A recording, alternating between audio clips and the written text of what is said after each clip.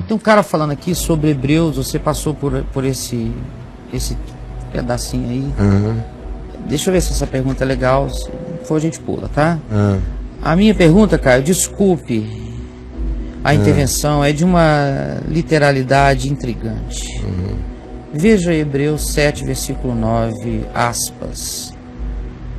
De Abraão até Levi, que recebe dízimos, pagou dízimos.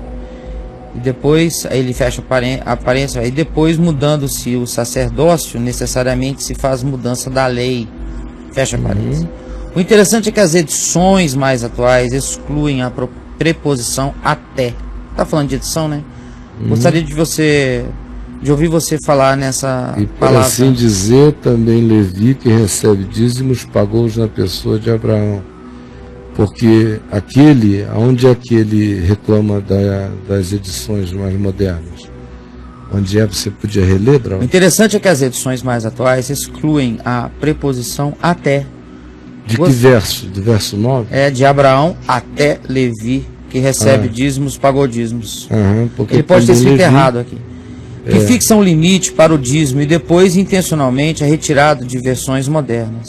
Não, ele não fica, não é aí que se fixa limite, nem se fixou limite. O foco dele é a história do dízimo. Não se fixou limite para o dízimo, de modo nenhum.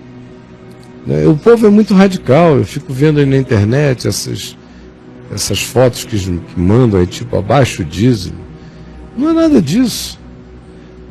Porque esse povo aqui que usa São Malaquias, são os devotos de São Malaquias 3, só fala em dízimo e manda todo mundo para o inferno e diz que vai soltar o devorador e tudo mais em cima das pessoas sem entenderem nada de Malaquias, nem do contexto histórico, nem de por que o Malaquias estava dizendo aquilo, não sabe nada.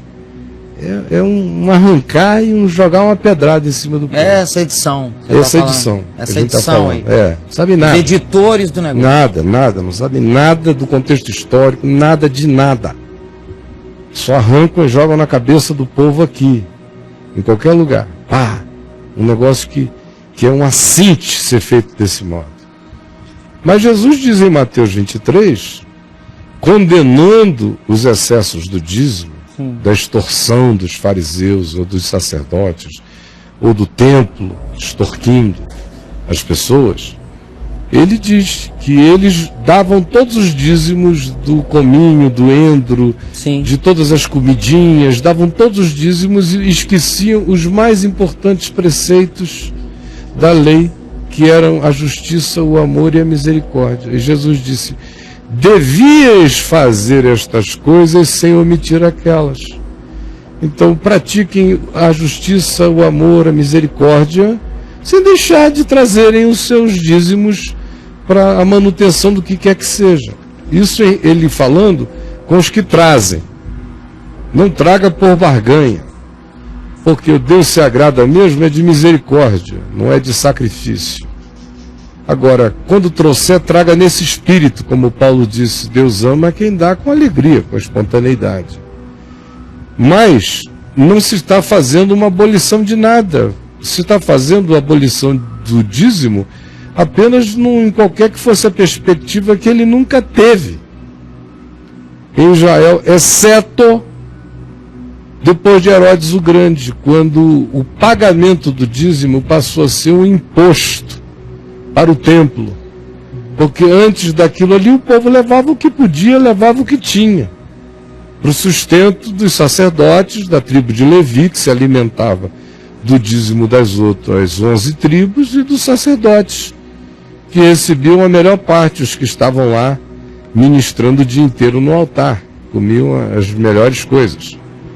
Pois bem, isso tudo acabou na medida em que o templo acabou, na medida em que não tem mais levita, porque não tem mais o sacrifício a oferecer.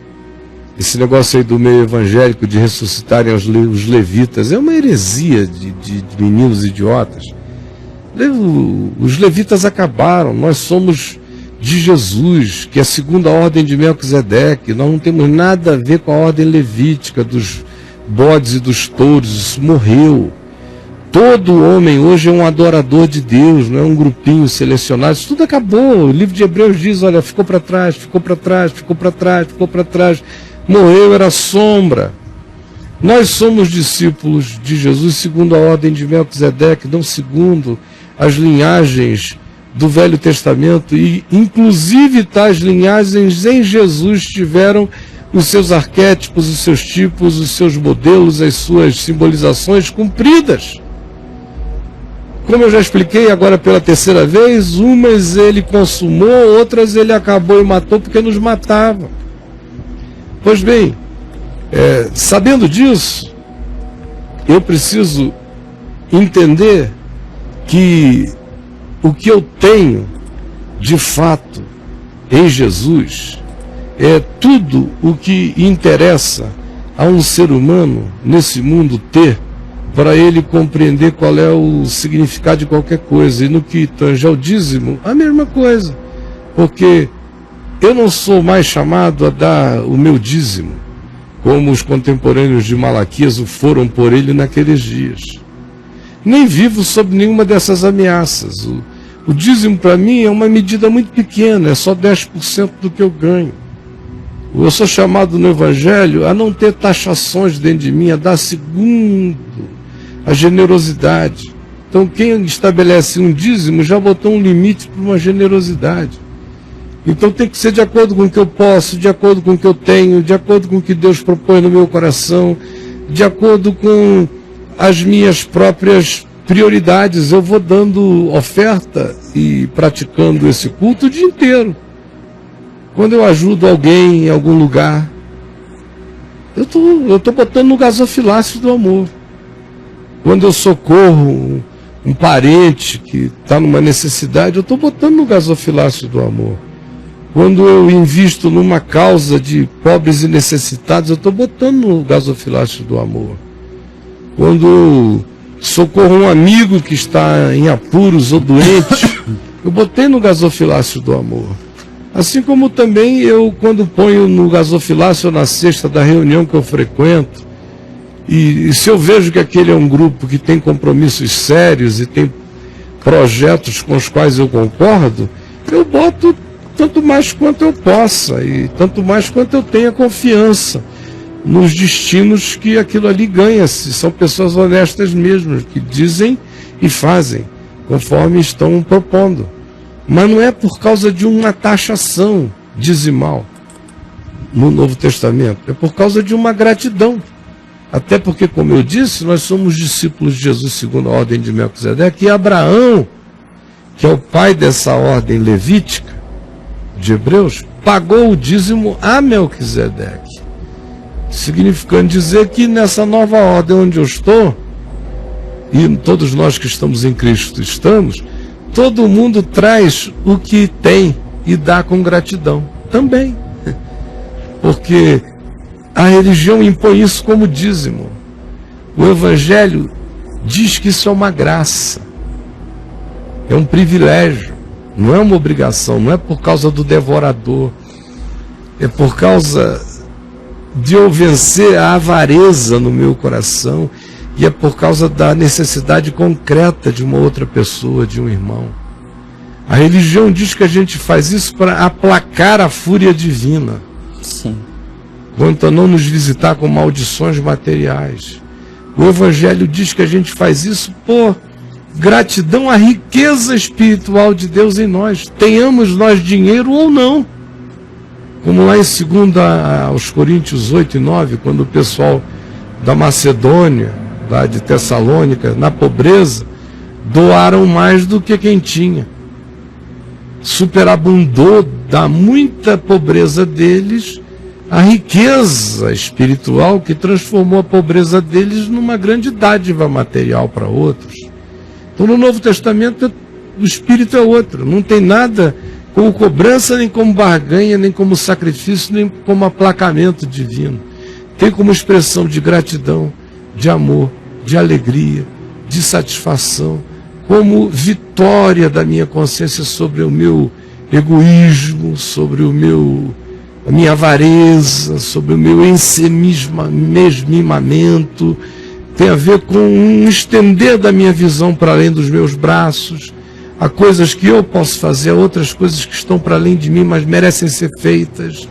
E eu vou investir e vou ajudar a fazer. Tem a ver com causas que eu acho que são causas da vida e que eu quero ajudá-las a se manterem. E invisto nelas, mas a liberdade na consciência do Novo Testamento é essa. E ninguém tem que se sentir culpado porque tenha pegado, não o dízimo, mas mais até do que o dízimo. O dízimo, eu repito, é muito pouco para a gente praticar generosidade na vida. Mas pegar o que pode. Isso aí fazendo graça de Deus por aí. Sim. Onde cada necessidade humana que eu atendo é um gasofilácio divino. É um altar.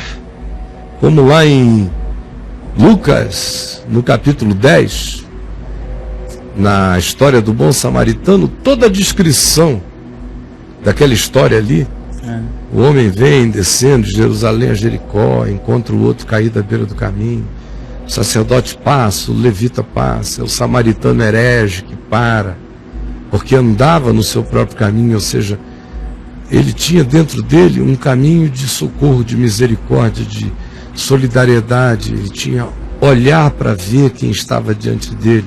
Andando no seu próprio caminho, parou. E aí tudo mais que se descreve ali faz parte de elementos de libação de um culto. Jesus transformou aquela estrada num altar. Quando o homem derramou vinho, óleo no corpo, da oferta, o próximo era o holocausto. Aquele era um momento de encontro de graça, onde ele traz os elementos de libação, como vinho e azeite, para aquele encontro de graça, naquele altar, na presença de Deus. Aquele era o culto. O culto do sacerdote que passou correndo não aconteceu. O culto do levita que passou atrás do sacerdote não aconteceu. O culto do samaritano que andava no seu caminho, que era caminho de graça e amor, e parou, esse culto aconteceu na estrada. Culto, dízimo faz parte de culto, doar faz parte de culto. Cultuar é o viver. A gente tem que chegar àquele ponto em que a vida inteira é um culto, e o culto todo é a vida. Porque são esses os que o Pai procura para ser os adoradores, porque são apenas esses que não têm dicotomia entre vida com Deus e vida na vida, vida no mundo, mas que vivem a vida de Deus no todo da existência. São esses os únicos que já se tornaram adoradores do Pai. Não são os que têm hora marcada para ir cantar, os que têm hora marcada para ir ensaiar. Não, são aqueles que não ensaiam. São aqueles que são o dia inteiro aquilo que são diante de Deus e diante dos homens. Esses são os verdadeiros adoradores.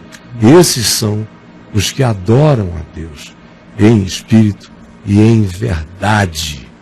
Eu volto com você daqui a um pouquinho mais, tá bom, Braulio? Beleza, cara. Tamo aí. Tchau.